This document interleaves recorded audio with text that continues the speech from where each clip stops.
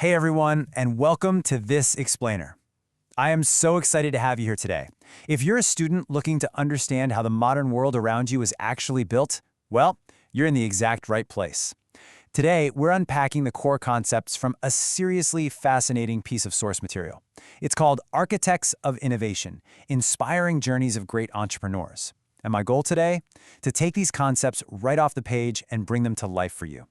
We're going to look at the stories of famous entrepreneurs, people like Steve Jobs, Henry Ford, and Sarah Blakely.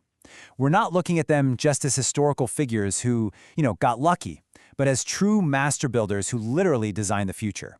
So let's just dive right in. I want you to think about that exact phrase from the title for a second. Architects of Innovation.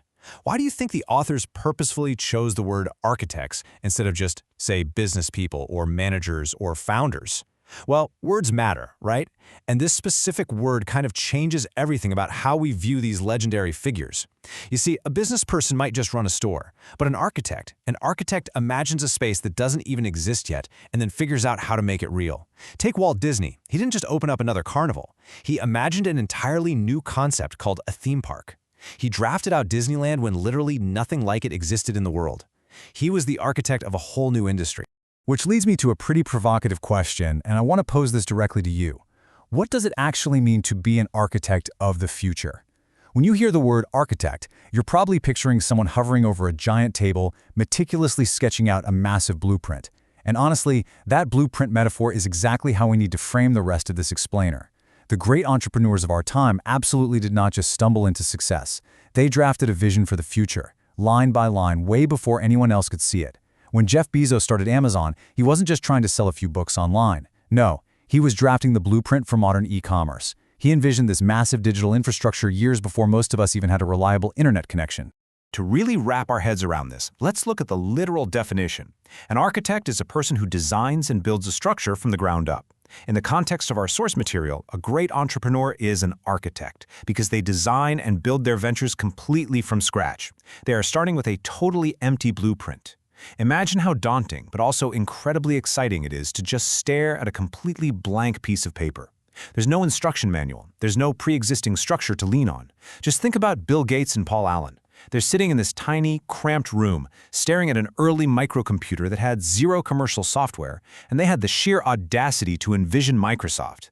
The entrepreneur has to have the vision to design the foundation, the walls, the roof, the whole shebang, entirely from their own imagination. Okay, so if these visionary entrepreneurs are the architects, what exactly are their materials? Well, that brings us to innovation. Innovation is simply defined as a new idea, method, or device.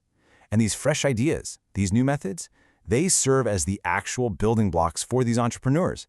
Because let's face it, you cannot build a radically new future using the exact same old bricks that everyone else is using, right?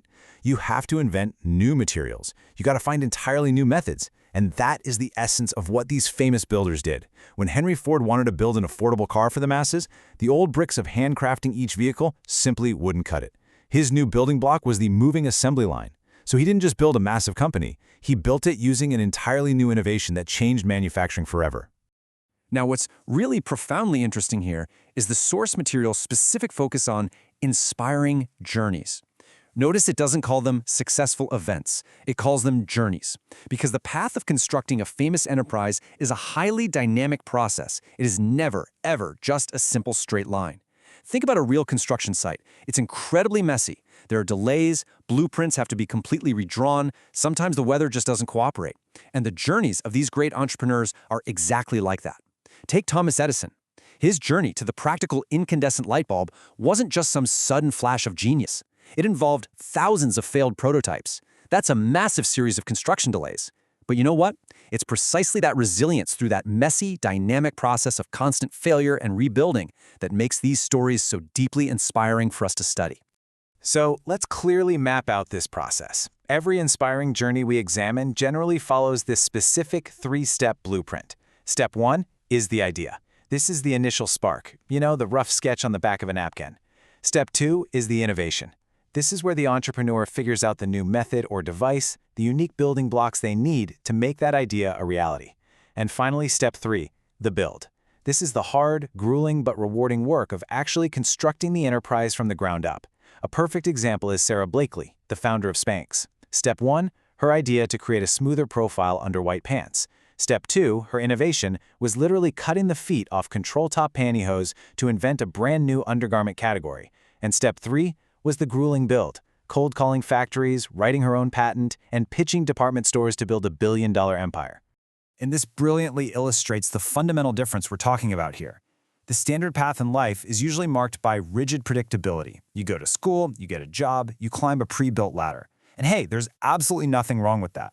But the ladder's already there. Someone else built it. The entrepreneurial journey, on the other hand, is wildly dynamic and totally unpredictable. You aren't climbing a ladder, you are forging a completely new path through a dense, uncharted jungle. Think of Phil Knight, the co-founder of Nike. He didn't take a safe corporate job at an existing shoe company. Instead, he forged a jungle path by selling imported running shoes straight out of the trunk of his green Plymouth Valiant at local track meets. Emphasizing this stark contrast shows us exactly what makes these individuals so inspiring.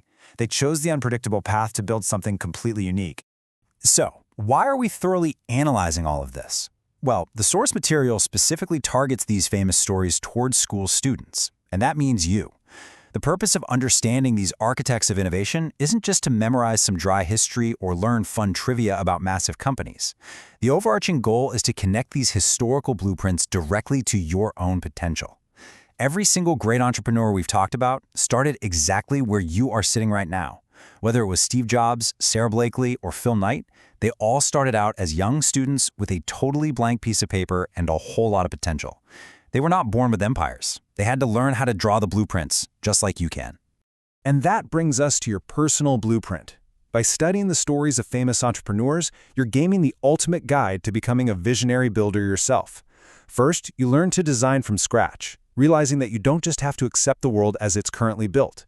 Second, you discover the immense power of new methods and innovation, using those new ideas as your own personal building blocks. And third, you truly understand what makes a great entrepreneur. The text makes it incredibly clear that greatness isn't just about making money.